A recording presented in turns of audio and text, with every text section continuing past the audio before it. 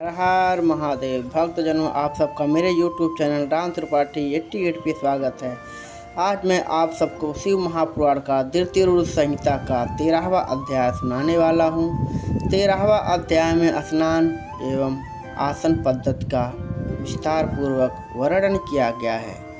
तो चलिए कथा को यहीं पे प्रारंभ करते हैं। ब्रह्मा जी बोले, हे ऋषियों, अब इसके आगे सर्व काम और सुखदायक शिव जी की उत्तम पूजा विधि को कहता हूँ। ध्यान देकर सुनो। ब्रह्म मुहूर्त में उठकर पार्वती सहित शिव जी का स्मरण करे और भक्तिपूर्वक हाथ जोड़कर उन्हें सिर झुकावे तथा इस प्रकार प्रार्थना करे कि हे देवेश, हे हृदय में शयन करने वाले, अब आप उठिए उठिए, हे उमापति आप उठिए और ब्रह्मांड का मंगल कीजिए। धर्म में मेरी प्रवृत्ति और अधर्म से मेरी निवृत्ति कीजिए। हे महादेव, मैं तो आपका प्रेरक हूँ। ऐसे भक्त के वाक्य कर गुरु के चरणों का स्मरण कर शौचादि क्रिया से निवृत्त हो मिट्टी और जल से देह को शुद्ध कर दातून करें।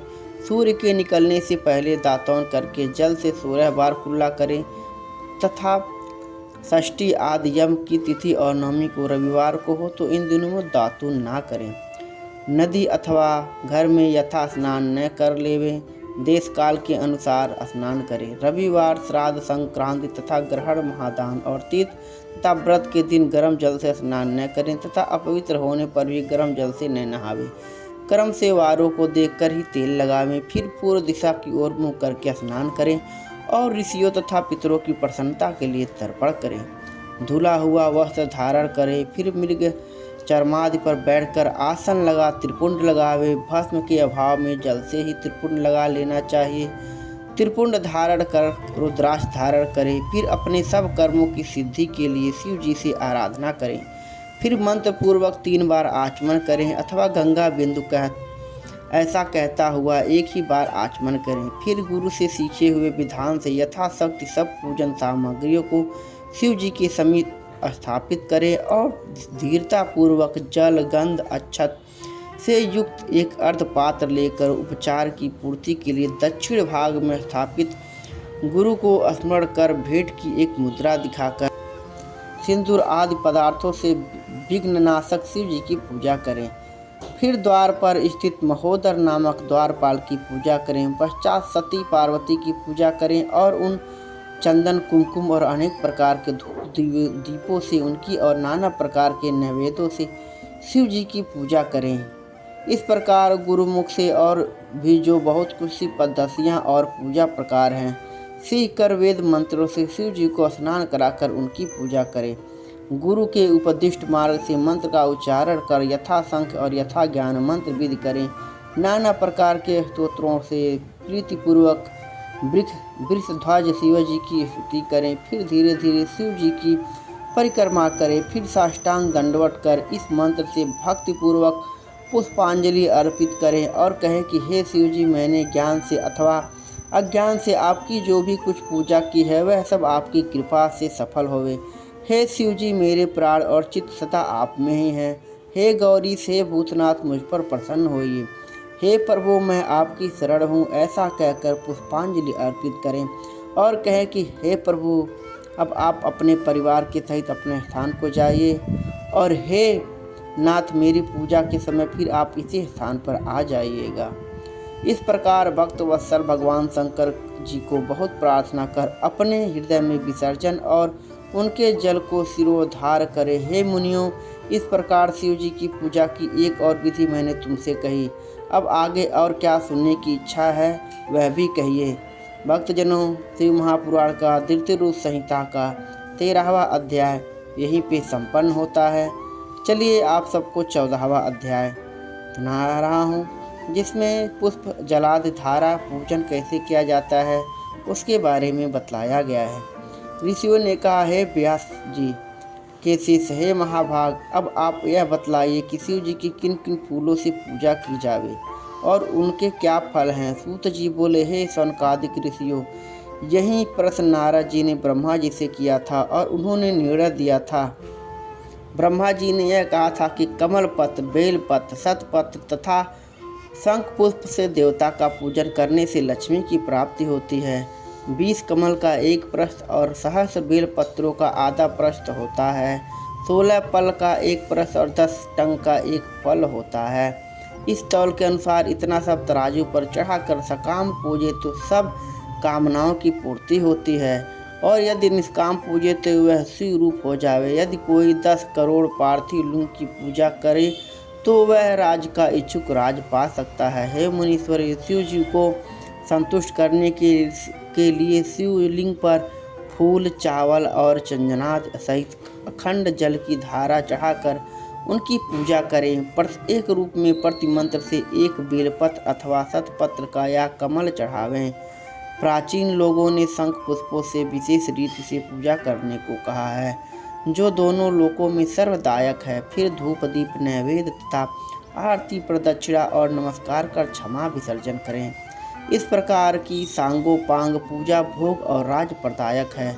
जो अपनी प्रधानता के लिए इसकी आदि पूजा और इससे आदि पूजा मुक्ति के लिए अर्थात कारागार से मुक्त होने के लिए करता रहे, रोग से मुक्त होने के लिए 50 कमल पुष्प, कन्या की इच्छा वाला 25,000 कमल पुष्प से, विद्या के लिए इससे भी आधे से, वाणी के लिए घृत से, उच्चाटन के लिए उतने ही परिमाण से, मारण में 1 लक्ष से, मोहन में उससे आधे से, राजा के वशीकरण के लिए 10 लाख फूले से पूजा करें और इतना ही जप करें।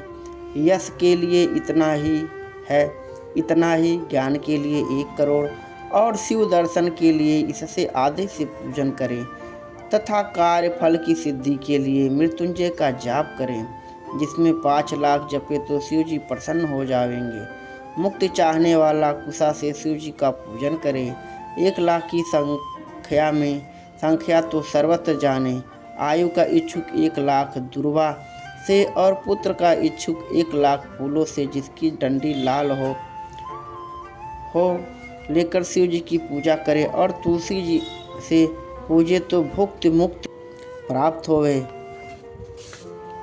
प्रताप के लिए आग के फूल चढ़ावे। जवा पुष्प से पूजे तो शत्रु का नाश हो और कनेर के पुष्प से पूजे तो रोग दूर हो और मनुष्यों को वस्त्र संपत्ति की कमी न रहे। हर श्रृंगार के फूल से पूजे तो सुख संपत्ति बढ़े। राई के फूले से पूजे तो शत्रु की मृत्यु होवे और यदि इसके 1 लाख फूल चढ़ा देवे तो बड़ा फल प्राप्त होता है। ऐसा कोई फूल नहीं है जो शिव जी को प्रिय न हो। चंपा और केतकी को छोड़कर सब फूल शिव जी पर चढ़ सकते हैं। अब चावलों के चढ़ाने का प्रमाण और फल सुनो। चावलों को चढ़ाने से लक्ष्मी की वृद्धि होती है, किंतु चावल अखंडित होवे और विधि पूर्वक भक्ति से चढ़ावें। इसकी भी 1 लाख संख्या हो या 6 प्रस्थ या 3 प्रस्थ या 2 पल होवे। चावल द्वारा प्रधानतः रुद्र को पूजे और उस पर एक सुंदर वस्त्र शिव जी के ऊपर चढ़ावें। चावल चढ़ाने का यही सुंदर विधान है। फिर उसके ऊपर एक श्रीफल, गंध और पुष्पादि सहित चढ़ावें। फिर धूप दीपादि देकर पूजन का फल प्राप्त करें।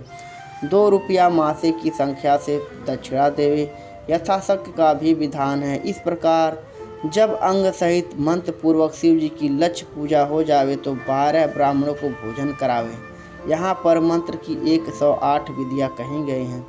1 लाख पल तिल चढ़ावे तो महापाप नाश हुए।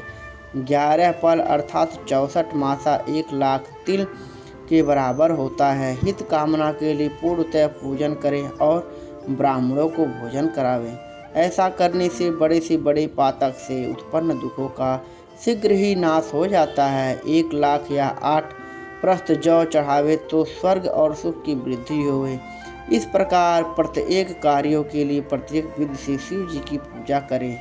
ज्वर प्रलाप की शांति के लिए केवल जल की धारा मंगल देती है। इसमें सत रुद्रीय मंत्र, 11 रुद्र मंत्र, रुद्र जाप, रुद्र सूत, षडंग, महामृत्युंजय और गायत्री के अंत में नमः लगाकर नामों से अथवा प्रणव से अर्थात ओम मंत्र से तथा दूसरे शाक्तोक्त मंत्रों से जल की धारा से करें।